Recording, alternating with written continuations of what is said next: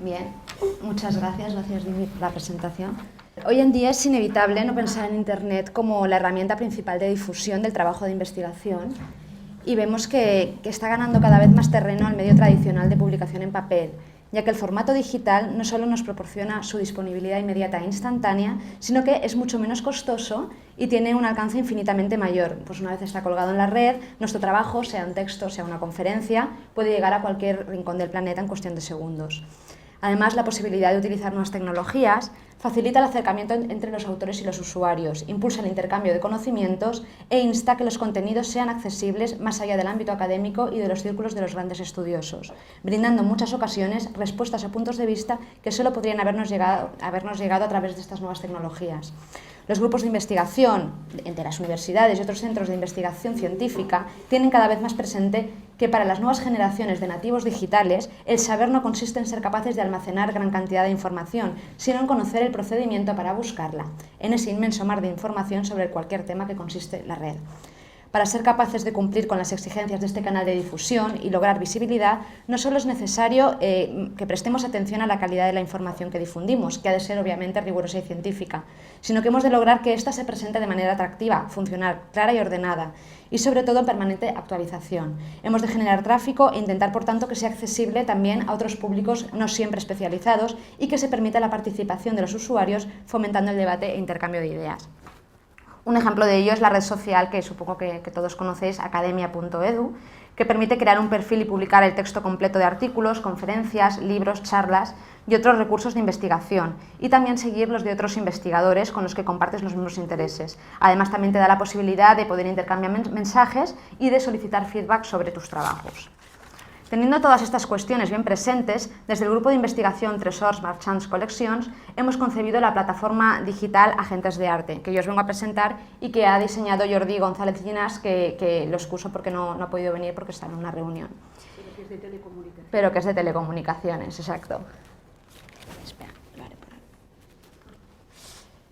¿En qué consiste, no? Todos trabajamos en el universo del coleccionismo, todos los que trabajamos en el universo del coleccionismo y el mercado del arte, nos encontramos muchas veces durante nuestras investigaciones con el nombre de diversos agentes que han intervenido en las operaciones de compra o venta de una obra de arte. Algunos de ellos son bastante conocidos y existe una información considerable, pero otros nos resultan completamente extraños y muchas veces solo conocemos su nombre, que aparece repetidamente en la documentación que estamos trabajando, pero no sabemos nada más, no contamos con más datos porque tradicionalmente la historiografía se ha ocupado de otros asuntos. El estudiar la biografía y su trayectoria se convierte muchas veces en una tarea ardua pero fundamental para lograr reconstruir el recorrido que ha experimentado una obra de arte que, por poner un ejemplo, procede de una pequeña iglesia catalana y hoy se halla en Estados Unidos, o que sale a subasta de una colección privada y sabemos o recordamos, porque lo hemos visto, que había sido expuesta en una exposición de principios de siglo, por poner otro ejemplo, y a lo largo de esta mañana pues han ido saliendo precisamente ejemplos de este tipo. Además, el hecho de conocer las identidades de estos agentes nos permite establecer conexiones entre los diferentes actores del panorama artístico y comprender realmente cómo funcionaban los tejidos relacionales que conformaban el mercado. Somos cada vez más los investigadores que nos dedicamos a tratar de arrojar luz acerca de todos estos aspectos, y siendo conscientes de que Internet nos puede facilitar muchísimo la investigación, hemos ideado esta plataforma de Agentes de Arte. Se trata básicamente de una herramienta colaborativa en forma de base de datos que permite volcar y compartir la información que se conoce sobre los agentes del mercado y su relación con el tráfico de obras de arte, para así poder reconstruir los eslabones de su trayectoria, es decir, los movimientos que ha realizado la pieza desde su lugar de origen hasta su destino final. Además, creemos que esta labor de recuperación es fundamental y urgente, sobre todo en el caso de los agentes de finales del siglo XIX y principios del XX, ya que en este caso todavía es posible localizar descendientes que nos pueden facilitar información oral que muchas veces resulta clave, y también, con un poco de suerte, conservan documentación que es necesario registrar para que no se pierda. Lo hemos visto también con las memorias de Cuyàs, que ahora no se sabe dónde están, supongo, y espero que aparezcan. En este sentido, esta plataforma también permite otorgar visibilidad a estos personajes que hasta hace bien poco eran los grandes olvidados de la historia del arte, y generar conciencia de su importancia a otros usuarios. Por ejemplo, Si el descendiente de un anticuario navegando por la red encuentra nuestra página, es posible que se le encienda una lucecita y recuerda que conserva una fotografía o inventarios que pertenecían a su bisabuelo y se ponga en contacto con nosotros para poder compartirla. Igualmente permitirá difundir el contenido de las publicaciones de los investigadores a nivel nacional e internacional, pues muchas veces los artículos y actas que abordan el tema se publican en libros o revistas de difusión básicamente local, que dificulta que se den a conocer ampliamente. Al poder volcar la información en la plataforma y también referenciar la fuente, posibilita dar a conocer a la comunidad quiénes son los diversos especialistas sobre un tema o quiénes se encuentran trabajándolo en ese momento y actuar como una especie de red social de intercambio de información. ¿Cómo funciona? Una primera versión de esta plataforma ya ha sido diseñada, aunque a medida que la vayamos utilizando y detectemos posibles problemas de funcionamiento o formas de mejora, la iremos adaptando. De momento, como veremos, solo permite introducir información sobre agentes y obras de arte y establecer relaciones. Pero nuestra intención en un futuro inmediato es que también actúe como red social y plataforma de debate. Ahora os iré mostrando unas capturas de pantalla para que podáis ver cómo es la plataforma y lo que permite hacer.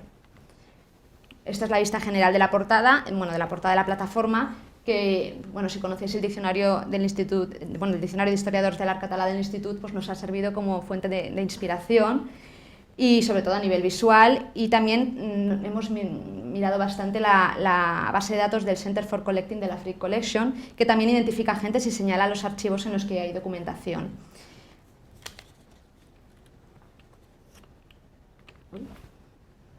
Vale, es que no veo bien. Como podéis ver, hay tres campos básicos, que es el área de especialidad de los agentes, también los países de actuación y, por último, los agentes de arte. Se permite buscar por estas tres vías. En el caso de las áreas de especialidad, pues, por ejemplo, habían algunos que eran escritores, pero también están especializados en pintura, arquitectos, escultura, etc. Son países, pues hemos introducido todos los países del mundo. Y de agentes de arte, pues también. Entonces, por ejemplo, hemos seleccionado como un ejemplo Arthur Vine. Si clicamos, nos aparecería una ficha básica de Arthur Vine, los países por los que se movía para hacer sus negocios y sus áreas de especialidad, que eran la pintura, la escultura, las artes decorativas, y él también escribía. También hemos seleccionado una breve biografía y bibliografía sobre este agente. Y al lado podéis ver, en este caso hay falta ir introduciendo mucha información porque, claro, trató con muchísimas obras de arte, como ya sabemos. En este caso hemos puesto como ejemplo la reja de la Catedral de Valladolid, que si clicamos pues nos saldría la información básica. Primero los datos de la obra, una descripción básica también, y lo más interesante, que es lo que permite y posibilita esta aplicación, que es establecer el recorrido de la obra, desde las diferentes acciones que en este caso ha hecho Arthur Vine, y podemos ir viendo pues, que compró en abril de 1929 la reja en la catedral, que luego la vendió al coleccionista Randolph Hearst, y finalmente entró por donación en el Metropolitan Museum en el 1956. Y por último también se pueden introducir links, en este caso pues hemos introducido de momento el de la Frick Collection, el del Metropolitan, que es donde se halla ahora mismo la obra y se puede acceder directamente. La idea es ir, pues a medida que se vaya conociendo información, ir introduciéndola. En el caso pues, de Arthur Vine también se pueden introducir links, y aquí sí que hemos introducido el de la Frick Collection, que además hace referencia a los archivos donde hay información, y pretende ir incrementándose cada vez más. ¿Cómo se introduce esta información? Básicamente se tiene que crear un usuario que, cuando esto ya funcione, pues será muy fácil, se podrá hacer directamente. De momento se tiene que solicitar y llegamos a esta página, que es muy básica, que está vinculada de momento a la página web del grupo de reset, del grupo de investigación. Y está la aplicación, y como veis hay tres pestañas: agentes de arte, obras de arte y la relación de las obras con los agentes. En los agentes de arte es un formulario muy básico, como veis pues es básicamente introducir el nombre, los apellidos, se sube una imagen de perfil en caso de que se tenga. es muy interesante porque hay muchos de ellos que no se les pone cara y, por ejemplo, pues en el caso de Cuyàs, hoy hemos visto cómo tenía la cara, cuál era la cara de este personaje. Pues la idea es ir dando visibilidad a todos estos agentes. Luego, pues, en los países de actuación, bueno, os he puesto como ejemplo cómo se ha introducido la información de Arthur Vine. Se puede introducir en castellano, en catalán y en inglés. Bueno, esto es lo que tendríamos que hacer todos nosotros y la idea es que os interese, que participéis y poco a poco vayamos aumentándola, ¿no? A nivel de usuario luego se vería esta pantalla, se pueden ir viendo todos los agentes que de momento se han ido introduciendo y se puede editar la información, o sea, si alguien entra en la página y dice, ostras, este agente yo lo conozco y sé que ha vendido esta obra, pues la idea es completar la información, que todos puedan participar de cada uno de los agentes. Ahí está Jordi, que acaba de llegar, o sea que ha llegado a tiempo de poder ver la presentación, es el que ha diseñado la aplicación. Luego la información de las obras de arte, que es el mismo sistema, se va introduciendo la información, básicamente es como una ficha técnica, y la descripción también muy breve. O sea, la idea, sobre todo, lo que más nos interesa es poder conectar las obras con los agentes. Lo mismo, o sea, una captura de pantalla, en este caso con la reja de la Catedral de Valladolid. Aquí es que de momento solo hemos podido introducir esta obra, pero la idea es que como con el resto de los agentes pues se vaya aumentando. Y por último, la relación entre las obras y los agentes, que es que soy miope y ni con gafas veo aquella pantalla, perdonad que me esté dando la vuelta. Aquí se pondría, en este caso, el nombre del agente, la acción, bueno, aquí es el resultado, ¿no? Pero la acción sería o compra, o venta, o donación, o robo, o... irá exacto, en acción, y la procedencia, o sea, o destinación, si compra, ¿de dónde compra? Si vende, exacto, hacia dónde va. Tipos de ubicación, o sea, si procede de la iglesia de la Catedral de Valladolid, el tipo de ubicación sería una iglesia. Es un poco un formulario. Dónde estaba originalmente, etcétera, etcétera. Y más información. Y entonces, en el caso de la Catedral de Valladolid, pues sería primero Arthur Vine compra, luego Arthur Vine vende. Y es seguir los pasos, pero luego se vuelca en esa base que ya os he enseñado previamente.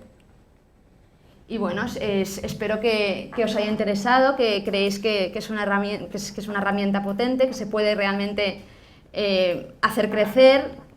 Como os he dicho, o sea, en estos momentos estamos desarrollándola en una fase muy inicial, pero la idea es eso, que vaya creciendo y que sobre todo pueda utilizarse como red social, donde nos concentremos pues todos aquellos que estamos trabajando el tema y podamos compartir la información y obviamente pues si puede ir creciendo y hacerse, bueno, global, pues sería fantástico.